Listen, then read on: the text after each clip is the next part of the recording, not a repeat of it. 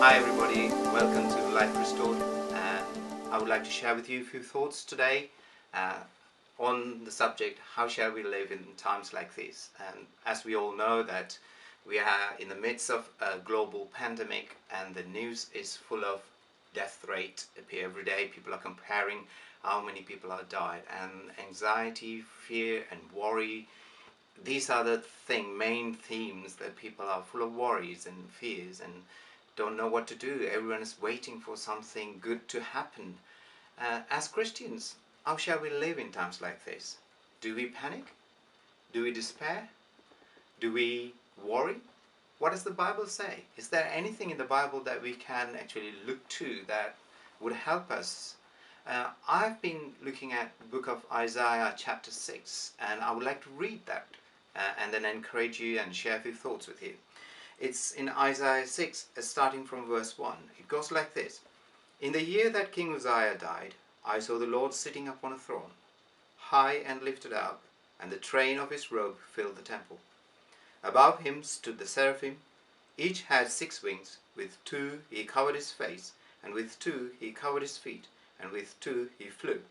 And one called to another and said, Holy, holy, holy is the Lord of hosts. The whole earth is full of his glory.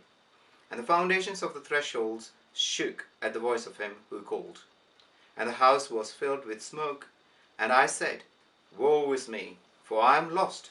I am a man of unclean lips, and I dwell in the midst of a people of unclean lips. For my eyes have seen the King, the Lord of hosts. Then one of the seraphim flew to me, having in his hand a burning coal that he had taken with tongs from the altar.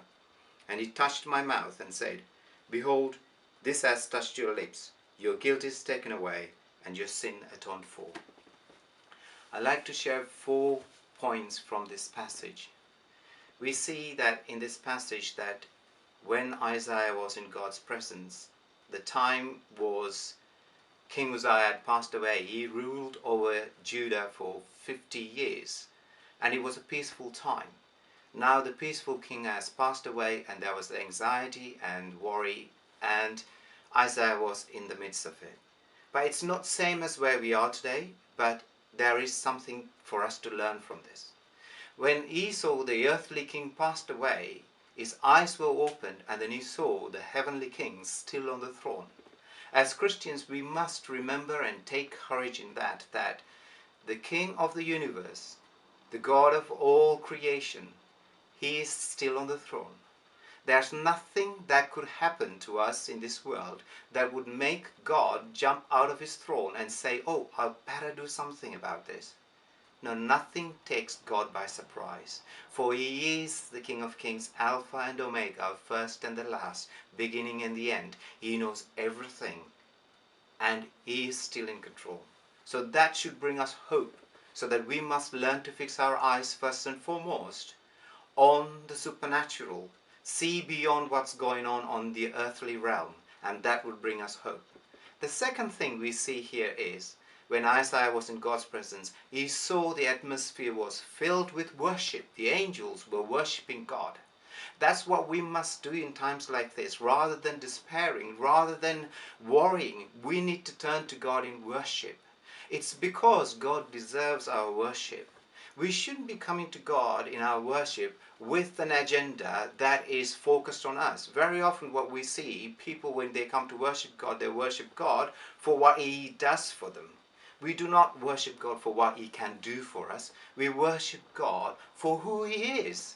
He is God whether there is a coronavirus or not. He is God whether we live or die. He is God even if the mountain shakes and the earth trembles and everything falls apart. God will still remain God. So, and therefore he deserves our worship. So we must remember that we have hope. We serve a God who is supreme.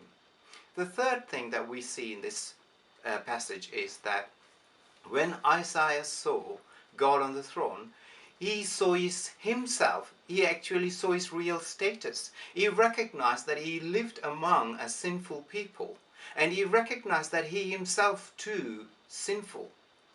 And he didn't feel, as a prophet, actually he was above the rest of the people. And he didn't think that it's time to point his finger at the people and say, you're all sinners, and that's why God's judgment has come upon you. No. But instead, he identifies himself with the rest of the people, and he humbles himself before God. He throws himself before God's mercy, and he recognizes that he needs God's mercy.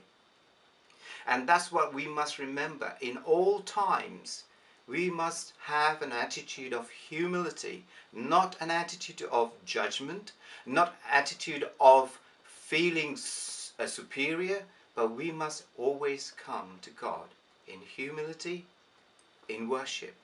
And the final point, when Isaiah recognized that he was sinful, he was the object of God's wrath. What does God do?